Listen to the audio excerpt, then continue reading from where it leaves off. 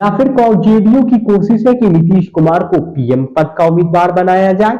वैसे केशी त्यागी ने 29 दिसंबर को एक बयान दिया था। उस बयान में कहा था, नीतीश कुमार इंडिया गठबंधन के विचारों के संयोजक हैं और विचारों के प्रधानमंत्री। क्या जेडीयू ये चाहती है कि India alliance, India block Narendra Modi के बरक्स नीतीश कुमार को लाकर खड़ा करे, या फिर वह खड़गे को मोदी के बनाम लाकर खड़ा करे? ये एक सवाल है। वैसे नरेंद्र मोदी और नीतीश कुमार में कुछ समानताएं हैं। दोनों ओबीसी से आते हैं, दोनों के पास एक लंबा प्रशासनिक अनुभव है और दोनों नेता प्रशासन से, प्रशासनिक महकमों से जमीन पर काम कराने के लिए जाने जाते हैं। दोनों पर परिवारवाद का कोई आरोप नहीं है और दोनों पर, चाहे उनके विरोधी हो या समर्थक हो, ये दोनों मानते हैं कि नरेंद्र मोदी हो या नीतीश कुमार हो, इन पे दामन पर भ्रष्टाचार का कोई दाग नहीं है, कोई लगा भी नहीं सकता है। लेकिन सवाल यही है कि क्या नीतीश कुमार को पीएम पद के उम्मीदवार के तौर पर जेडीयू चाहती है कि इंडिया ब्लॉक पेश करे, और नीतीश कुमार के मन में क्या चल रहा है? अमित, इस वीडियो में बात करेंगे कि बिहार के मुख्यमंत्री नीतीश कुमार ने संयोजक वाली कुर्सी क्यों ठुकराई और बिहार में इंडिया अलायंस में सीट बंटवारा अब कहां तक पहुंच गया है। जैसा कि आप सब जानते हैं कि नीतीश बाबू ने संयोजक वाली कुर्सी ठुकरा दी है। वैसे जेडीयू की नेता नीतीश कुमार है कमाल के राजनेता। पहले संयोजक वाली कुर्सी चाहिए थी, दबी जुबान ही सही। हालांकि नीतीश बाबू मंचों पर यह कह देते थे, मीडिया वालों से कह देते थे, मुझे चाहिए नहीं। जेडीयू वालों का ख्वाब भी यही था। लेकिन नीतीश कुमार को जब ये पद ऑफर हुआ तो उन्होंने ये कह दिया कि कांग्रेस बड़ी पार्टी है, चेयरपर्सन का पद वे रखे। लेकिन कांग्रेस भी जानती है कि नीतीश कुमार की पॉलिटिकल क्रेडिबिलिटी संकट के घेरे में है। यानी नीतीश कुमार कब इधर से उधर हो जाए ये किसी को पता नहीं। वो अपने दाहिने हाथ से जो काम करते हैं वो उनके बाएं हाथ तक को पता नहीं चलता है।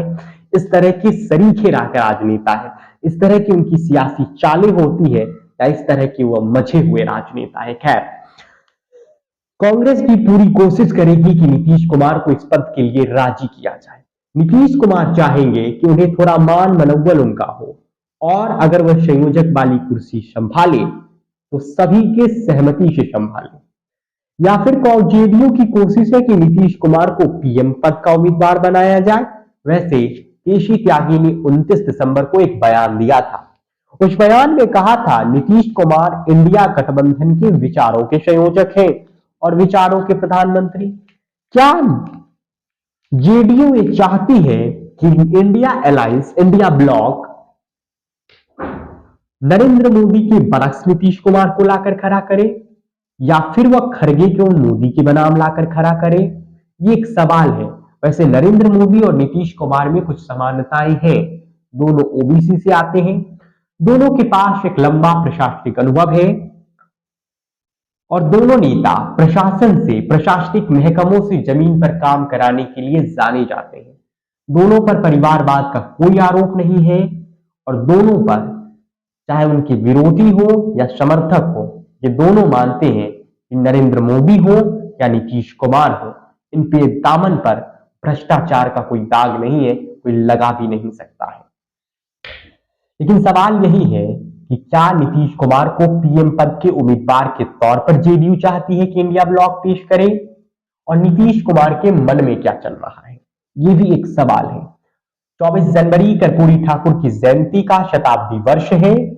उस दिन क्या कोई जेडीयू बड़ा ऐलान करेगी? नीतीश कुमार उस दिन क्या कोई बड़ा ऐलान कर सकते हैं? और सवाल ये भी है कि क्या नीतीश कुमार अब संयोजक नहीं बनेंगे, या फिर अगर बनेंगे तो क्या नीतीश कुमार का मान मनोबल होगा?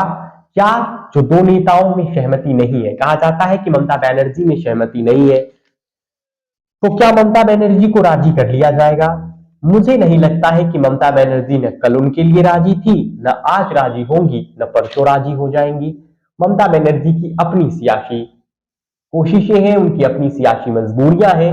वो किस ब्लॉग में अब ऐसा लगता है हर कोई एक दूसरे की टांग खींचने की कोशिश कर रहा है। कांग्रेस चूंकि बड़ी पार्टी है, इसलिए उसकी बड़ी जिम्मेदारी है कि वह संयोजक का झगड़ा सुलझाए, सीट शेयरिंग जल्द से जल्द करे, कोई कॉमन मीनिमम प्रोग्राम तैयार करे। अब बात बिहार में इंडिया अलायंस की कर लीजिए, क्योंकि लेफ्ट ने 5 सीटें मांगा है, सीपीआईएमएल ने, तो सीपीआई ने 3 सीटों का दावा पहले से ठोक रखा है। और जेडीयू और राजद के बीच भी कुछ सीटों को लेकर तनाव की स्थिति है, उनके बीच अब भी ठीक से समझौता हो नहीं रहा है। सवाल यही है कि इंडिया अलायंस में आखिरकार सीट बंटवारा कब हो जाएगा। सवाल यह भी कि इंडिया अलायंस में सीट बंटवारा कब तक हो जाएगा, और सीट बंटवारा की प्रक्रिया में और कितना वक्त लगेगा, क्योंकि खरमास समाप्त हो चुका है। अब बस चुनावी चौसर पर, चुनावी मैदान में हर राजनीतिक पार्टियां कमर कस के उतरेंगी और अपनी तरफ से मजबूत योद्धा को लेकर आएगी। इंडिया अलायंस में क्या सीट बंटवारा के फॉर्मूला में सब पार्टियों को राजी कर लिया गया है? क्या उम्मीदवारों के नामों पर मंथन शुरू हो रहा है? और चुनाव में लड़ने की क्या प्लानिंग दोनों दल ने किया है, यह जानना बेहद जरूरी है। वैसे जेडीयू 16 से कम सीटों पर चुनाव नहीं लड़ेगी, और जेडीयू जितनी सीटों पर चुनाव लड़ेगी उससे 1 सीट कम पर आरजेडी नहीं लड़ेगी। तो फिर ये गुत्थी सुलझे तो सुलझे कैसे? वैसे सीट शेयरिंग को लेकर जेडीयू बेहद मुखर है, उसके कई नेता लगातार इस पर बयान देते रहे हैं। अब सवाल यही है कि क्या नीतीश कुमार को संयोजक वाली कुर्सी के लिए मनाया जाएगा, और अगर मनाया जाएगा तो फिर क्या नीतीश कुमार इस पद को स्वीकार करेंगे, या फिर जेडीयू की अब ये कोशिश कि नीतीश कुमार को प्रधानमंत्री नरेंद्र मोदी के वरक लाकर खड़ा किया जाए। ये कई सवाल हैं जो अब भी इन सवालों के ठोस जवाब आने बाकी है। तो क्या नीतीश कुमार कोई बड़ा फैसला लेंगे? इन तमाम सवालों का जवाब अभी मिलना बाकी है। इस वीडियो में फिलहाल इतना ही। बिहार की राजनीति से जुड़ी जो भी खबर होगी हम आप तक पहुंचाते रहेंगे। आपका धन्यवाद।